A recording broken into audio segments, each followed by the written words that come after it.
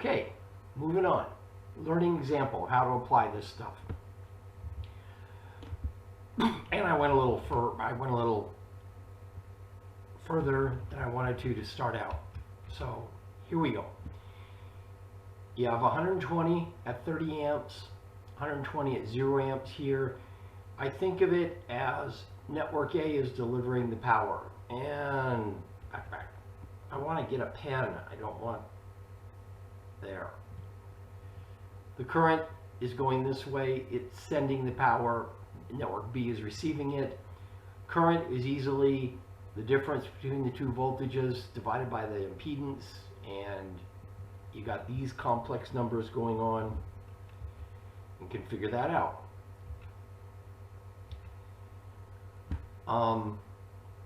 Now, the power is going to be V times, now here's where the negative sign comes in.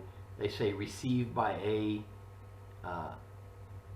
It's A is sending. A is losing power. The negative sign gives you a 180-degree phase shift.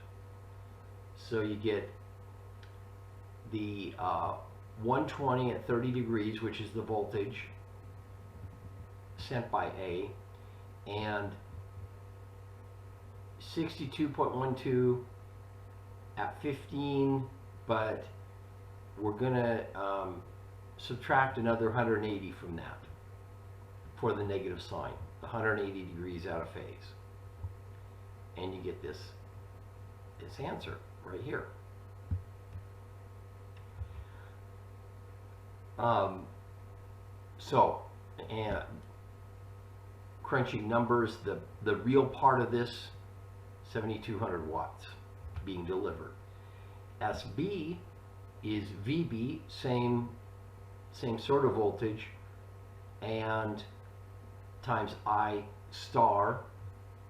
15 goes to negative 15 because of the star. 15 goes to negative 15 here because of the complex conjugate, and then another 180, negative 180 on top of the negative 15 to get the result. And you'll notice this here, that now you'll have a positive power, 7,200 watts. So A supplies 7.2 kilowatts to B. Easy problem. I want you guys to do these problems here.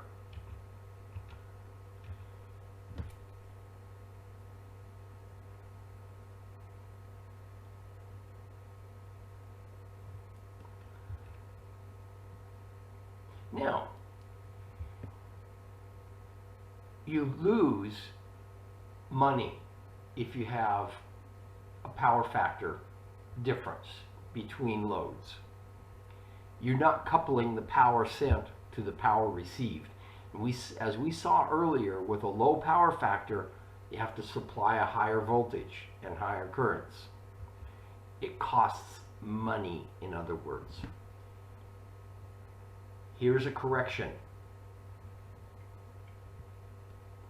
So loads in plants are often inductive because you got motors.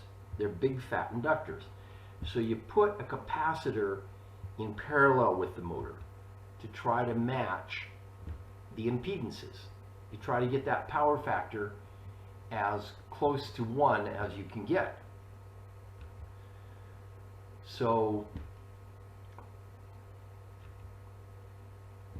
the imaginary power of the capacitor is going to be given by this here. And it's dependent on omega C. So now we can get a new power and a new power factor, new power factor. Best way to do it, make this capacitor equal and opposite to what the power loss was whatever Q was under this scenario, find a capacitor which is equal and opposite. Sometimes they're huge capacitors, by the way. They can cost a lot of money. But then again, wasting power costs a lot of money. And you can find, just looking at the tangent of the angle and using this trig identity here, you can get the new power factor, cosine theta nu. So there is an economic impact. That's the point we're trying to make. That they will charge more if you're with a poor power factor. A lot of times that's older plants and things like that. So that many volts, that many kilowatts, with this power factor, 2 cents per kilowatt hour and $3.50.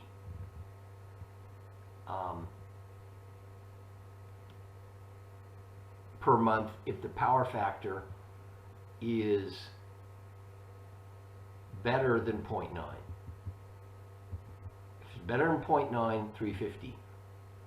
It's $5 if it's less than 0.9. So we want to know what the economic impact is. There's $1.50 per kilowatt per month, and the energy charge is 2 cents a kilowatt hour. So 500 kilowatts, 24 hours a day, 30 days a week, 2 cents, $7,200.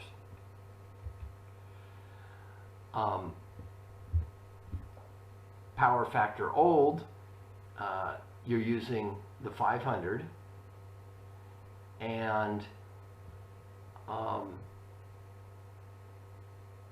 so you have the magnitude, there we go. The magnitude of the power times $5 is this. Now if you could improve it, if you could correct it to here, same calculations, magnitude drops, demand drops at a better angle. So you're still delivering a real power of 500 kilowatts, but the demand charge is a lot less, $1,750 a month versus $3,300 some odd dollars a month.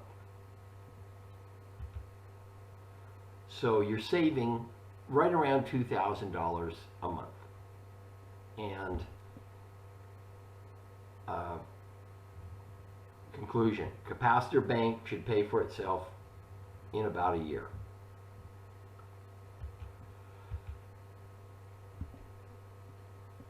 So so here's a learning example. I'll go ahead and do that one.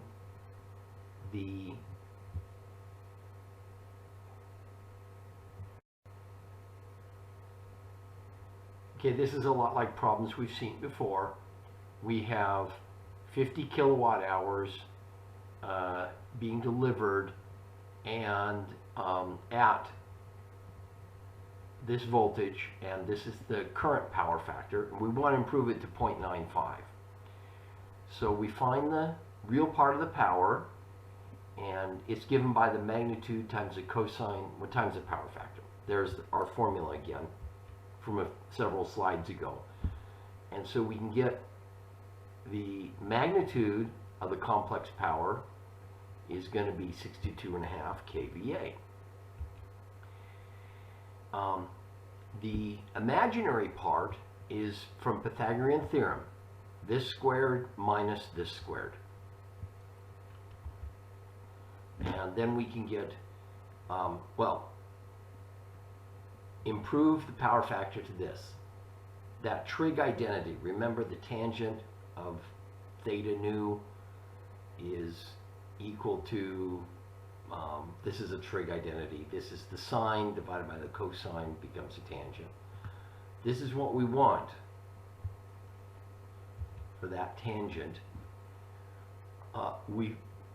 the tangent is going to be the new imaginary part divided by the real part, which means Q new equals this 0.329 factor times the power, 50 kilowatts, 16.43 kilovolt amperes. Kilovolt amperes is a kilowatt.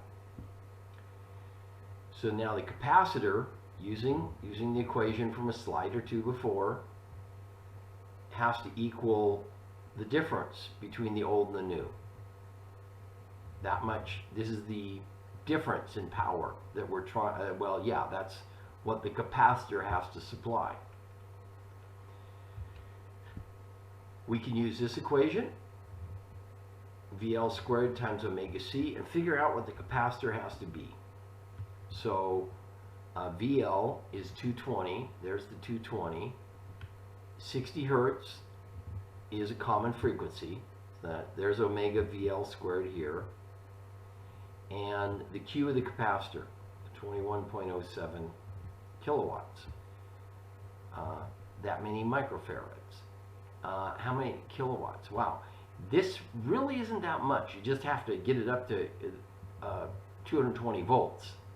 Getting a capacitor this big at 220 is, it's not that hard. Audio systems in cars are pretty close. Okay. This is more problems that you guys get to do, and I'm going to end the current video here.